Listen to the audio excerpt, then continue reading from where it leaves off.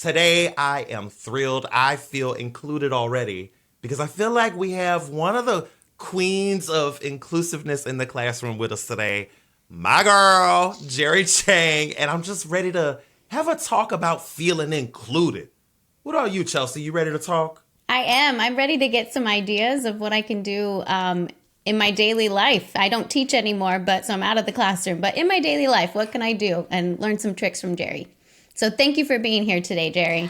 Thanks for having me. I'm super excited to be here. I got y'all. Ask me whatever you want, and as the queen, I will do my best to make you feel included. I want to kick us off with a right there question. Inclusion, is that something that you purposely started doing one day, or was it just natural for you? That's a really good question. It's definitely come with years of practice, but it also came from, growing up LGBTQ in a small conservative town. I know what it feels like to be marginalized. I also have a disability. It's a hidden disability, but I have spina bifida, which resulted in like a paralyzed bladder. So having a paralyzed bladder as a kid, growing up LGBTQ in a small conservative town, I know what it feels like to be discriminated against, to be the brunt of the jokes. So that definitely helped as I was older and in the classroom. But definitely, I'm 49. Well, yeah, I'm 49. I caught that. I just wrapped my. I'm gonna be 50 this year. Okay? Yeah. I just You had a look moment great. right there. You look great. I would have never guessed. Woo, Never. yeah. Yeah, you look wonderful. Look, y'all, put on all the filters. Put on all the filters. But seriously, for example, the other day I was watching a TikTok and a Black creator said, we've got to stop telling young Black children that segregation was a result of the color of their skin. It was a result of white folks like not letting them go to school and not letting them get jobs. And that was like a week ago. And I had an aha moment. I was like, I've been saying that wrong. So even though I think it comes natural, I am still learning. So I consider myself very aware racially, LGBTQ, disability, but it never fails. I was a simple TikTok, and you got to have an open mind to continue to learn and grow and be open to criticism. And when you're messing things up, like, wait, I need to learn from that. And when that one, God, I wish I knew her name. I followed her, but I shared that with my principal. I was like, this needs to go in the newsletter. Everybody's got to see this. Everybody's got to watch this. And I had my second graders this week, and of course, it's Black History Month, and we were talking about it. And one of my kids said, Black people couldn't go to school because of the color of their skin. I was like, nope, that's wrong. They couldn't go to school because people wouldn't let them. I didn't say it like that. You're wrong because they're second graders and they're learning. But long story short, I'm still learning. I'm still growing. I feel like it does come natural because of my childhood. But it's never too late to teach an old dog new tricks. What I like is that that's a good first step for anybody who's questioning, am I being inclusive or not? Like, just be empathetic. Remember what it feels like for you to feel left out or different. And like, just be in tune. Like you said, be open-minded, keep your eyes and ears open. And when something changes, like for you, just that simple statement of they couldn't go to school because they were Black. Well, no, not quite. Being Black is great. Right. That wasn't the reason. Being Black is amazing. Right. But you Exactly. being open to that is what made the difference. So, all right, come on. Inclusion. It's so easy to see the world through our glasses. I grew up gay, white, small, conservative town, a hidden disability. That's how I see the world. And no matter how educated I am, I will always see the world that way. So I have to be open to trying to at least be open to listening to how other people see the world and making a connection with folks who need that in different ways, than I do. And I love how you said, like, building on it every year. You're still learning. You're learning new things. It's not just you learn at the one thing and then that's that. And we're talking today about inclusivity in the classroom. So what is your favorite part about having a diverse and inclusive classroom? Just the conversations. One thing I will just say over and over and over as an educator, people always ask me, what's your favorite thing about teaching? Building relationships with students, the conversations that I have with him. And right now there's kind of like this little movement where teachers are only supposed to teach our content, teach the curriculum. It's impossible. because kids bring their home lives, they bring their perspectives, they bring their point of view, whatever their culture is, their languages, their dialect, their disability. They bring it all into the classroom. And you know what they do? They share it with their teacher. And they want you to respond to it. And of course, I'm not going to be like when the child comes in and says, hey, I celebrated Easter. Oh, we can't talk about that. I celebrated Ramadan. Oh, no, we can't talk about that because those are two different religions. Let's talk about it. Let's celebrate it. Tell me about Easter. You found some eggs and then you went to church and sang a song? Awesome. Oh, you celebrated Ramadan, you're fasting and you can't eat until tonight? Okay, well, let's get through that. So kids want to share their perspectives. And as a teacher, I think the best thing we can do is be open to all those experiences and to have those conversations and not tolerate them, but celebrate them and all the differences they bring into the classroom.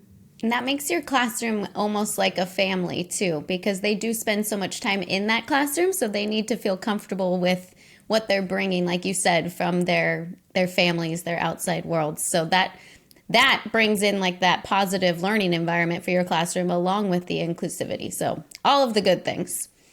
Absolutely. Okay, so obviously not every classroom is inclusive, because if they were, this wouldn't be such an issue, right? So I guess my question is what do you find is one of the biggest hurdles or biggest challenges to having an inclusive classroom, and any ideas for how to overcome it? I've got to start this out with, I am extremely fortunate to live and work in a community that is staunchly supportive of an inclusive classroom. We're anti-racist, anti-trans, and homophobic. But being on social media, when I post things, I've had several teachers reach out to me and say, I would get fired for this point of view, or just, having a flag in my classroom or anything. How do you feel safe? Do you feel comfortable? I actually made a video today of a parent who came up to me and said, thank you for being a positive role model for my child as an LGBTQ person. And we talked about it a little bit. The biggest hurdle, I would say, is people politicize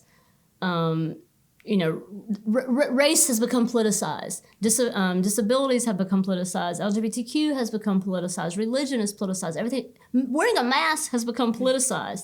And because of that, it just, sadly, it's created a divide. And then you have these just angry people when in my classroom, people are like, you have an agenda. I do. My agenda is to have a classroom where all the children in my class, say I have 20 kids more or less, feel welcome, feel included, feel celebrated.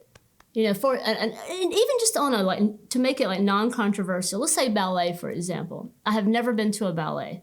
Well, the Nutcracker, but does that really count?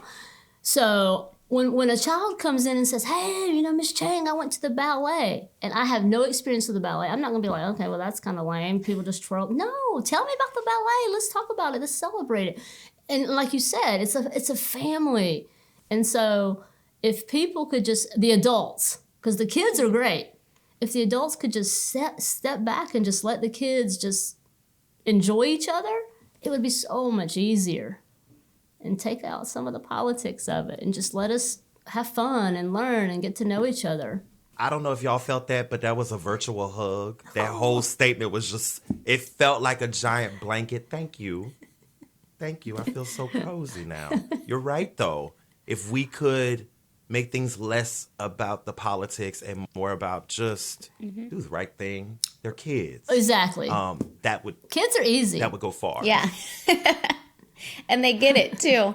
For any of the new teachers out there, what would be the most important aspect to focus on if they kind of feel overwhelmed with bringing this into their classroom? That is a hard one because, like I said, I have to start this out by saying I work at a school that is super supportive of an inclusive classroom. Every educator does not have that privilege. So it wouldn't be fair for me to say, oh, you need to go in and get all the books and get all the flags and do all this. And then you go to the school that is not supportive. The next thing you know, they're like, hey, we're not going to renew your contract. The number one thing I would do is, if you're able, again, this comes with privilege, find a school that fits your philosophy, your views. And that was what was really important. I literally sought out a school that I could be inclusive. And if your school is not inclusive and you want to incorporate it more, Usually if you just like dive into the water and shock everybody, that may not work. But sometimes if you just like tiptoe into the water, we're going to read this book today or just have this conversation. Our school, I've been there 14 years. It has not been as progressive as it is now. It's taken, years of building that. Mm-hmm. And also, if you're a new teacher, don't let this be the time to judge the whole profession. It's a tough time right now, this whole pandemic teaching as well. But that's a whole nother podcast. We'll have you back. We will unpack that at the end of teaching in a pandemic. Dun dun dun. Yeah, that's a whole nother podcast, definitely. Well, I'm ready to give you one last question before we wrap up here. And mine is really general. Any tips for folks trying to be more inclusive in their classroom? Ask questions. So many people are afraid. Okay, as a white person, I'll talk about race. So many white people are afraid to talk about race. They're afraid of offending people and asking questions and learning. Ask those questions. Ask them with like genuineness and curiosity, not judgment. So when you do ask, there's things that it's not appropriate to ask, Read, educate yourself.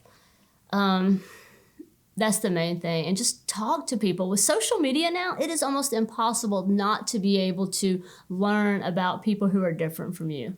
It's really easy. You can just get on social media, see all kinds of folks out there, see all kinds of representation. That's what I love about all this, and get to know.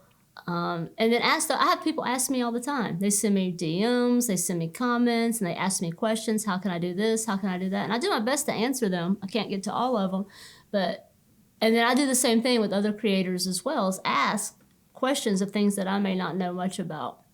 Ask questions. I feel like I got something really useful out of this chat. And that's like, I'm going to ask people more questions. Like, if you want to make people feel included, Jere, you just made it really simple for me. Ask them more about themselves.